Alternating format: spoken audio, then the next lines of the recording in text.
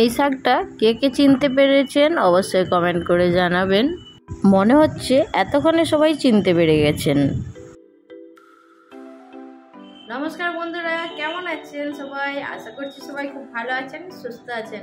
মৌসুমী রান্নাঘরে আবারও একবার আপনাদেরকে অনেক অনেক স্বাগত। আজকে একটা অনেক পুরনো দিনের রান্না কিংবা শাকের রেসিপি নিয়ে এসেছি। এইটা আপনারা অনেকে খেয়েছেন, অনেকে হয়তো এখনো পর্যন্ত খাননি। অবশ্যই রেসিপিটা দেখার পরে খাওয়ার ইচ্ছে হবে। চলুন তাহলে রেসিপিটা শুরু। এই গিমে শাকগুলো বাছার জন্য কিন্তু একটু টাইম লাগবে, সেই জন্য এগুলো আমি অফ ক্যামেরায় বেছে নেব। আর এই শাকগুলো ডাঁটিগুলো নেব না, শুধু পাতাগুলো নেব। যেগুলো নরম ডাঁটি থাকবে সামান্য সেই ডাঁটি নেব। তো এইভাবেই আমি শাকগুলো বেছে নিয়ে ফিরে আসছি আপনাদের কাছে। গিমে শাকটা খুব সুন্দর করে পরিষ্কার করে নিয়েছি, এবার কেটে নেব একটু ছোট করে। শাকগুলো কেটে নিয়ে চলে এসেছি, এবার গ্যাসটা অন করে নেব। অন করে নিয়েছি, কড়াটা গরম হয়ে গেছে। এবার দিয়ে দেব সামান্য সরষের তেল। তেল দিয়ে দিলাম, তেল গরম হয়ে গেছে। এবার কেটে রাখা শাকগুলোটা দিয়ে দেব।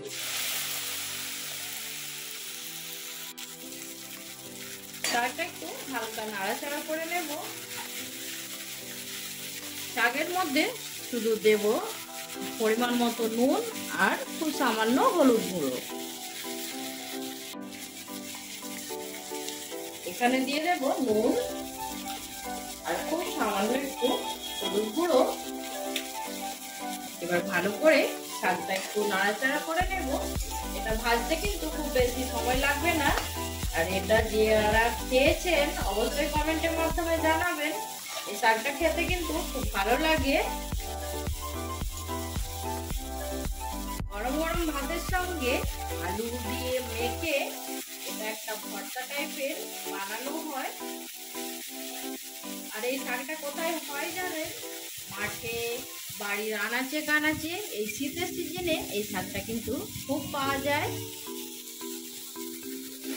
শাকটা ভাজা হতে থাক।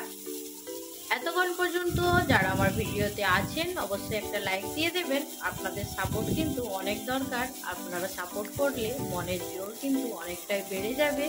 তো অবশ্যই আমাকে সাপোর্ট করবেন। আর যারা নতুন বন্ধু হয়ে আমার চ্যানেলে আজ ভিজিট করেছেন অবশ্যই আমার চ্যানেলটা সাবস্ক্রাইব করে আমার পাশে থেকে যাবেন। গিমে শাক ভাজা আমার হয়ে গেছে, একদম রেডি। এটা খুব সাধারণ সিম্পল রান্না, কিন্তু খেতে খুব অসাধারণ হয়। সিম্পল জিনিসও অনেক সময় অনেক টেস্ট হয়। অবশ্যই এইভাবে রেসিপিটা একবার বানাবেন। চলুন আগের স্টেপটা এবার দেখিয়ে দেব। গিমা শাক ভাজাটা প্লেটের মধ্যে নিয়ে নিয়েছি। এইখানে নিয়েছি সেদ্ধ করা আলু। এবার আলুটা একটু হাতে করে ম্যাশ করে নেব।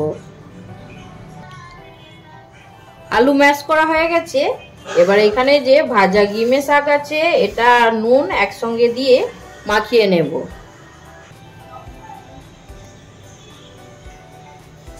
এটা খুব ভালো করে মাখানো হয়ে গেছে।